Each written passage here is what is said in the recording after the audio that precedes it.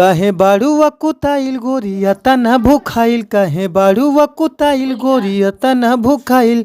आ काम करे से पहिले उठे दे, करे से पहिले चूसे दे, करे से पहिले चूसे दे, करे से पहिले चूसे दे, करे से पहिले चूसे दे।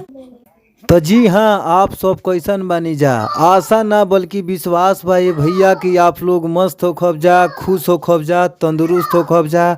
और हम बानी आप सबके भोजपुरी गायक व गीतकार नीतीश सिंह। और रउआ सबके बीच में बहुत ही ज़बरदस्त, बहुत ही लाजवाब और बहुत ही सुंदर अश्लील सॉन्ग लेके आ गइल बानी। और आशा ना बल्कि विश्वास भाई भैया इस सॉन्ग के अगर अच्छा से म्यूजिक बनवा के अगर रउआ सब स्टूडियो में गा देतानी, अच्छा से गायकी कर देतानी, तो बल्कि पूरा भरोसा बा ये भैया कि आप लोग के बीच में ये सॉन्ग जरूर बाजी।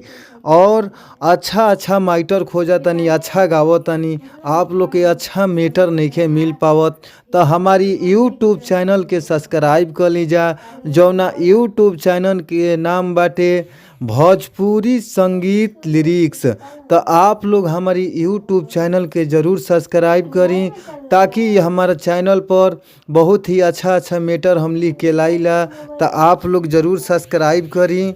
और आई जा रउआ सबके बीच में हम मुखड़ा सुनावतनी, आप लोग एक बार सुनी जा और ध्यान से सुनी जा, गौर से सुनी जा, प्यार से सुनी जा। तो आई जा रउआ सबके बीच में हम मुखड़ा सुनावतनी, सुनी जा कैसे बा, कहे के भाव बाटे। काहे बाड़ुआ कुताइल गोरिया तना भूखाइल, काहे बाड़ुआ कुताइल गोरिया तना भूखाइल।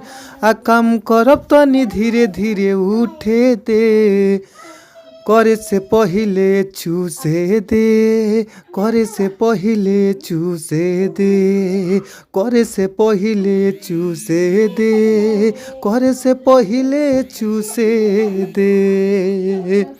तो रउआ सबके अगर ये सॉन्ग अच्छा लगता, मस्त लगता, तो आप लोग हमारी स्क्रीन पर नंबर बाटे, इन नंबर पर आप लोग ज़रूर कॉल करी।